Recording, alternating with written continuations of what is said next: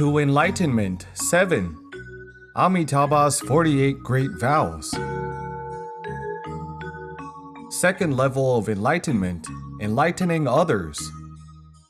Even though we realize that all phenomena are emptiness and all beings and things are non-existent, ultimately empty and unattainable, we still need to bring forth our great benevolence, bringing forth a great compassion to help all beings unconditionally, and a great mercy arising from realizing that all beings are one unity.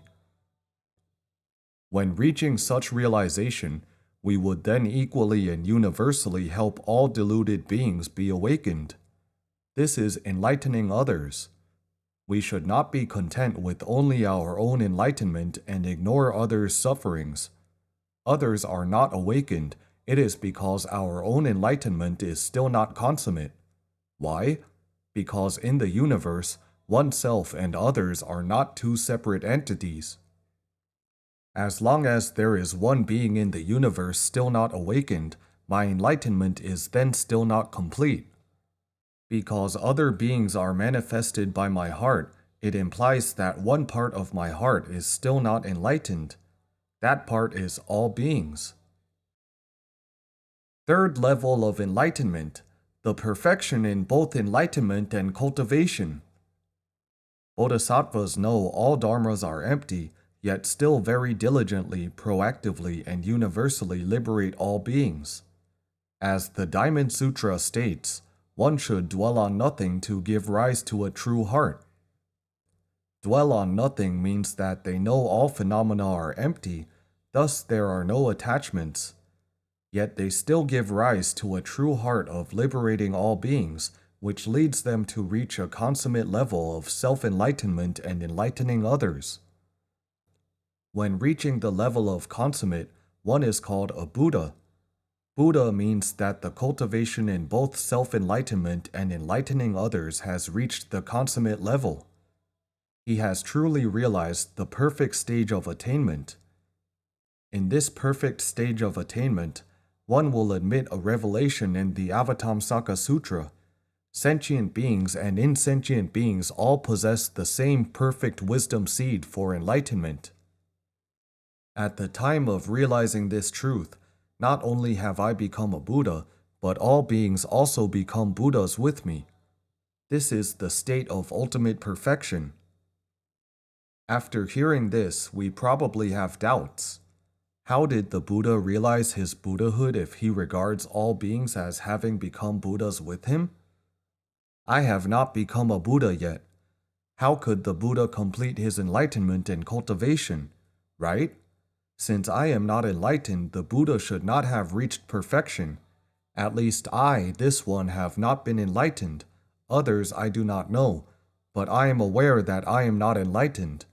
How could you say that the Buddha has reached the perfection of enlightenment and cultivation? At least his enlightening others has not reached perfection yet. Well, this principle is very profound. In a Buddha's eyes, all beings are indeed Buddhas. You say you are not enlightened, that is your illusion. You have delusion, discrimination, and attachment. Accordingly, you think you are not enlightened and are not a Buddha.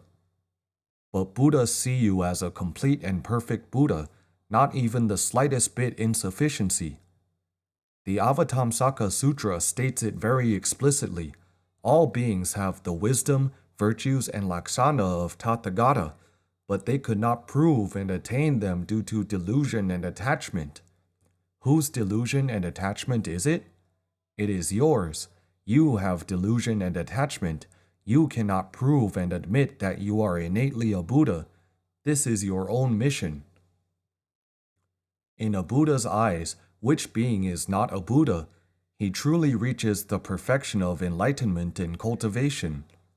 Not only has his self-enlightenment been completed, so has his enlightening of others. So when we see other people as not Buddhas, it indicates that we are still not a Buddha. How would we become a Buddha? According to the teachings of the Avataṃsaka Sutra, we have gained a very important revelation. When you see that all beings have become Buddhas, then you are a Buddha. The problem is that in our eyes, we do not see all beings as Buddhas. We see that all beings are mundane men and even view them as mortals with many defilements, many karmas, and many sins. All day long, we see others creating evil karma. This person is no good, that person did such and such things. All we see are others' faults. Thus, no being is a Buddha in our eyes. The truth is that he was innately a Buddha, yet in our eyes we see him as a mortal. Why is he a mortal? Because we are mortals ourselves.